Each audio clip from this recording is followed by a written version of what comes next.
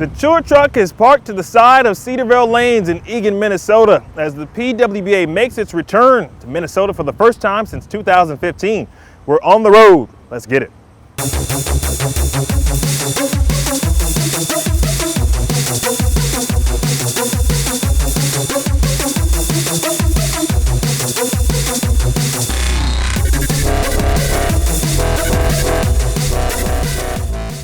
Couldn't be happier to be at Cedarvale Lanes this week in Eagan, Minnesota for the 2018 BowlerX.com PWBA Twin Cities Open. Welcome to On the Road. My name is Emil Williams Jr. Again, big thanks to all of the staff, including proprietor Brent Princess here at Cedarvale Lanes. We've got a great show for you coming up.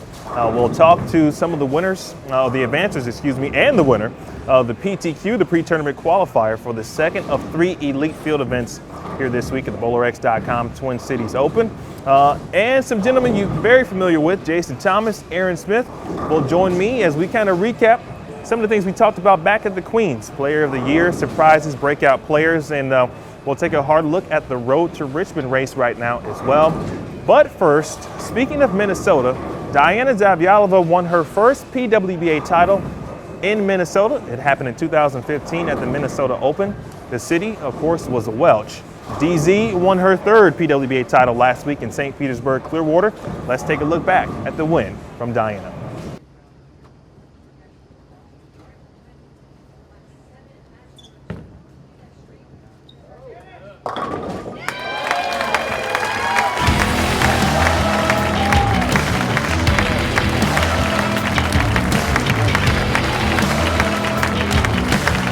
The entire week, it was really high scoring, so we didn't really know what to expect when we came here because we haven't bowled on this side of the building and like these pairs, so it was just complete guess. And I was nervous the first game, and I think the first game is always the hardest one. So I knew if I go through the first one, it's gonna just be like a relief. And I think all the other girls struggled with the same thing. So they came in the first game they're struggling, but I already got comfortable. And then I kept moving left, and the other girls were struggling. And yeah, just kept moving left, and I got more comfortable as the games went on. We've known each other for a long time, and we travel with each other every week, and I love the girls more than anything, but it's really tough to bowl against them, because you always root for them as well. So when you bowl against each other, and I mean they're phenomenal bowlers as well, so it's tough. It's really tough. The first week on tour, I led the tournament. I finished second, and I thought it was going to be a really good season. But I started struggling with my physical game throughout the rest of the season, and I was struggling big time. And then the entire July we actually had off, so I put a lot of work in fixing my footwork because it was just all over the place. And it was actually a major change in my physical game, and I think it paid off. So I feel very, very comfortable with my game now. The PTQ, a very important part of the elite field process here on the PWBA Tour. BowlerX.com Twin Cities Open, 48 players this week in the PTQ. 9 players will advance to tomorrow's 32-player elite field. Last week, Daria Payuk, who won the PTQ, became the #1 seed, ultimately finished second at the St. Petersburg Clearwater Open sponsored by Pepsi. Will one of those players make the same jump Daria did? Let's find out who advanced from the PTQ this week.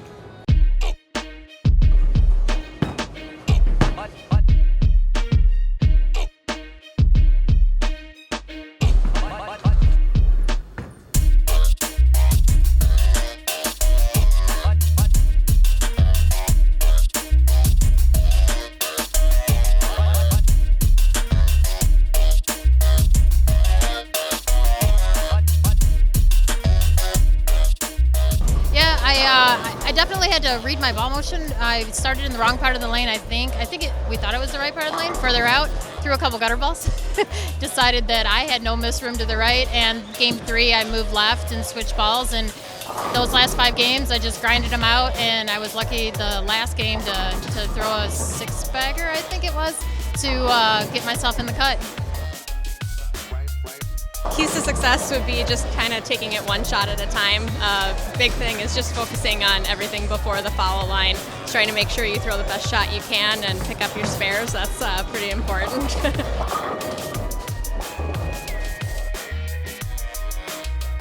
Well, a big advantage is being able to throw on them all the time. I've thrown on them, when it's humid, when it's dry, so I kind of get an idea of are the approaches going to be tacky, are they going to be fine? They're brand new approaches and lanes, so that always helps. I don't know if they're advantages, but I would say that I feel more confident than maybe people that didn't get to bowl those 8 games this morning. I kept track of the lanes and pair to pair what they did, and even lane to lane, they were a lot different. So I do feel like that might be a little bit of an advantage. Obviously, the top 24 is really good. So us coming in and getting comfortable with the shot and with the lanes helps.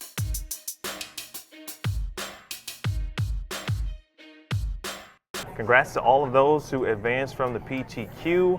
Look forward to a great 32-player field, and to talk a little bit more about that and, of course, what's happened already and some future things. I've got 2 good individuals. I'd like to call them friends, sometimes colleagues, Jason Thomas and Aaron Smith. Good to see AA Ron back with us. In fact, last time you saw AA Ron in a very situation like this. Nice panel to discuss some things. But just right off the bat, we've had the combo in regards to Player of the Year. We know who's leading it. We know who's second. It's kind of a 2-player race at this point, but have things kind of unfolded the way we thought at this point in regards to that? And we'll start with you, Jason. Yeah, I mean, Liz Johnson, I thought, would make a push for it with U.S. Women's Open. She did get her first title of the season, but that was an event that didn't have points, so she didn't really make up any ground. Shannon, as long as she keeps making cuts, which doesn't seem like she's going to miss any, I think she's got it. Danielle's going to have to win a couple titles down the stretch to get her. And Aaron, along the same lines as well, but anything that has surprised you maybe, the way the race has shaped up to this point? Well, I think, talked about the last time we had this panel, and I feel that was really the last time it was wide open and it's kind of had that feel in the early going. Of course, Shannon O'Keefe went on to win the Queens and just all of a sudden started to put together a few more appearances. The only player with 2 wins so far. She really kind of set herself ahead of the rest of the field, and it's been everyone trying to chase Shannon since. So I think that was really the defining moment of the season. 2 wins early, and she's kept her foot on the gas. Of course, those 2 wins, the Queens and the PWBA Sonoma County Open, the Rookie of the Year race. When we talked about it early, we mentioned some names, and of course at the time at the Queens, many players who had just graduated, just completed their collegiate careers, debuted essentially at the Queens. And one of those players was Jordan Richard, and she has elevated herself into the leader of that Rookie of the Year race. Yeah, I mean, if she had bowled the whole season, she might be in the Player of the Year race. It's still a 2-person race. Sydney Brummett still has a chance, but Jordan Richard's really breaking out as a big time star. And Aaron, every time I watch her, and really what all of this year's crop of rookies, of course, we talked about it, but Jordan has really separated herself. In your opinion, what kind of stands out every time you watch her throw a bowling ball? We were talking about this a little off camera. I'm going to steal a line that Kelly Kulik used on a Junior Gold show a few weeks ago on CBS Sports Network about being aggressively smooth. And she just has so much power, and it's so effortless. And she's really just, we've seen it in every event. She's, especially, with the format being able to accumulate pinfall, she's able to do that. It's just a matter of her, kind of when she gets to the end, can she put together the wins? And she proved that in Greater Harrisburg, that she can. And I just want to go out on a limb. I did predict Jordan Richard for a win on that last panel. So just You did. While we're all here, I wanted to get and you that. had the call at Harrisburg as well. Sydney Brummett still got an opportunity. There's still time, events left. Both of those players are part of the elite field, so they will be competing, of course, the rest of the season. In regards to surprises and or breakouts, so we'll kind of start with surprises first. Is there anything that has surprised you to this point? It's been a great season. Obviously still a lot to decide and still getting better. There's still so much to look forward to, but any surprises? Yeah, I mean, a couple, really. I mean, Kelly Kulik hasn't made a show. Shannon Plahowski hasn't made a show. They've both bowled pretty well. They both made it to the elite field, but to be this far in the season and not see them yet on television, pretty surprising. On the other end of the spectrum, I mean, Jordan Richard, I didn't realize how great she was going to be.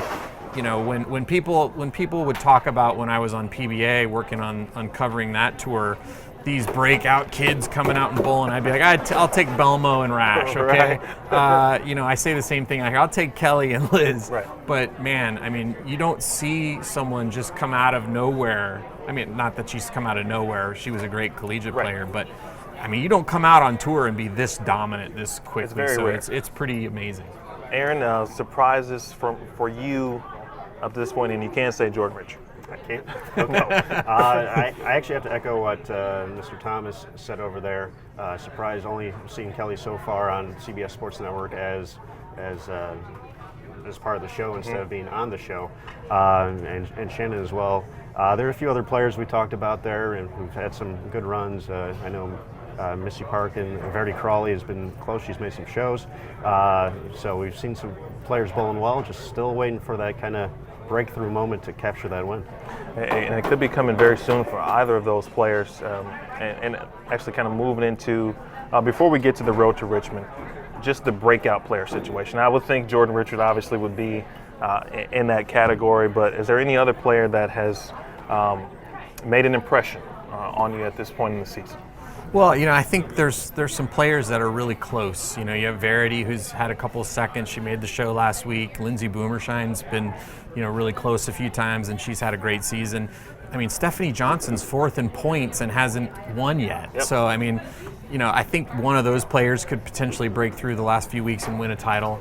But I think really that's kind of the only thing left to see what happens this season. It's really a two-player race for Player of the Year, and then who's going to kind of, you know, top off the season with a win, you know, and try to get some for themselves before the season ends. Oh, I would agree, and then I'd say, you know, Aaron, from my end of it, I would say I think Brianna Cote has not necessarily surprised, but you know, based on the season that she had last year, rebounded exponentially to be in a great position. A couple seconds at the being the top seed in some shows. Who stands out for you? Erin McCarthy. Erin collected her first win, and you know, we talked about that two-person Player of the Year race.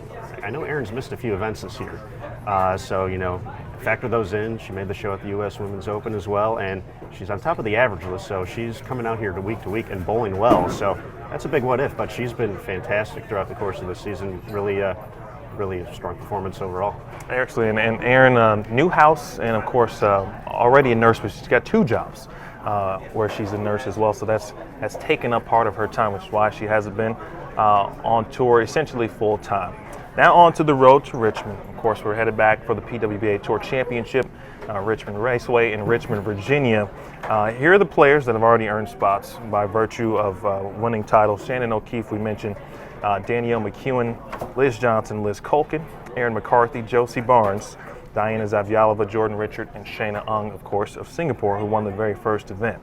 And that was Aaron Smith as we were kind of getting ready for this week's show, and we talked about, and he's right, there are some notable names who are right now kind of on the outside looking in, and if you include the points number, we've got Steph, Brianna Cote, Missy Parkin, and Verity Crawley, along with Lindsay Boomershine, all still in the points race, and Shannon Pluhowski. So Rocio, Kelly, Claire, Jen Higgins, names that we're used to hearing in the top 16, and they are not right now, but still plenty of time.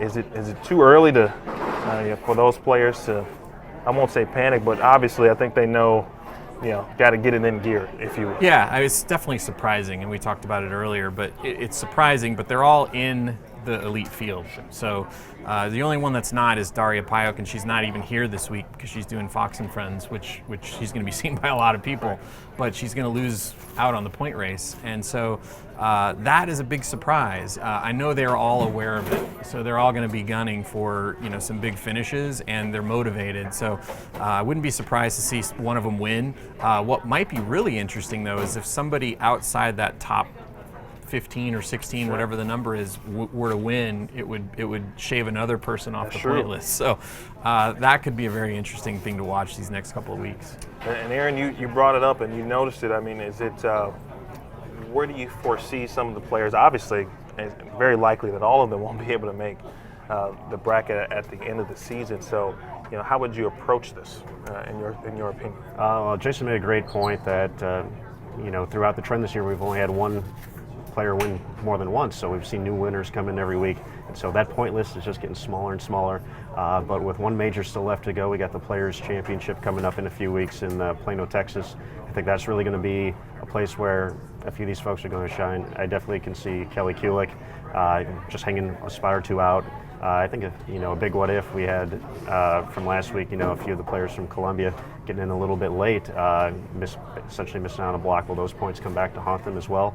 But very talented players in their own right, so it's going to be fun to watch. That's the one thing I do know for sure. So definitely going to be fun. And then just one final thought from both of you, obviously live TV all through August, of course on Bowl TV from the live stream perspective. Big thanks to Cedarvale Lanes. What are you guys looking forward to for the rest of this event, essentially, as it gets going, of course, tomorrow with qualifying? Yeah, being on Bowl TV is really great. It's a great opportunity for people that didn't subscribe in the past to Extra Frame to be able to see what we do out here. So being on Bowl TV is really great. The numbers last week were phenomenal. And then Saturdays, back on Saturday afternoons on television is a huge thing for all the older bowling fans like myself. It's got a and even us as young typists back in the day. Right, got a little bit of a nostalgic feel to it. But it's really awesome being back on Saturdays, and I think the players really like having the show happen right after competition. You don't have to wait around. You don't have to have the nerves that kind of build up and trouble sleeping the night before. You just go right into it, and I think it's a cool thing for the players. And Aaron, I'll end with that kind of similar situation. What are you looking forward to for the rest of this week's event? The thing I'm really looking forward to is continuing to eat at Fitz's here. Fantastic. The food is fantastic here. So shout out to everyone here. It's been a great week so far, and going to continue. And obviously, Jason touched on a lot of great things. Getting to see it on Bowl TV, getting more people exposed to all these great athletes out here. This is my first chance seeing the Elite Tour, so I'm just going to kind of take it all in, go from round to round, and kind of see how it plays out. But it's going to be fun. Going to be a lot of excitement on Saturday, so we kind of make that transition ourselves to get ready for the show. So I'm looking forward to that. Gentlemen, nice job. Thank you. Good to see you and talk to you again in this setting. So don't forget, folks, Bowl TV, 10 a.m. Central, 11 a.m. Eastern Time, round one on Friday. Saturday's round begins at 5 p.m. Central, 6 p.m. Eastern. The round of 12 on Saturday morning, 10 a.m. Central, 11 a.m. Eastern. And then, of course, live TV finals, CBS Sports Network, 4 p.m. Central, 5 p.m. Eastern Time, CBS Sports Network. A lot to look forward to. The rest of the season, still a lot to be determined, as we just talked about. Be sure you're watching On the Road and, of course, everything PWBA related to keep up with all the latest news. So, for Jason Thomas, Aaron Smith, and Jason McEwen, my name is Emil Williams Jr. We will see you next week on the road.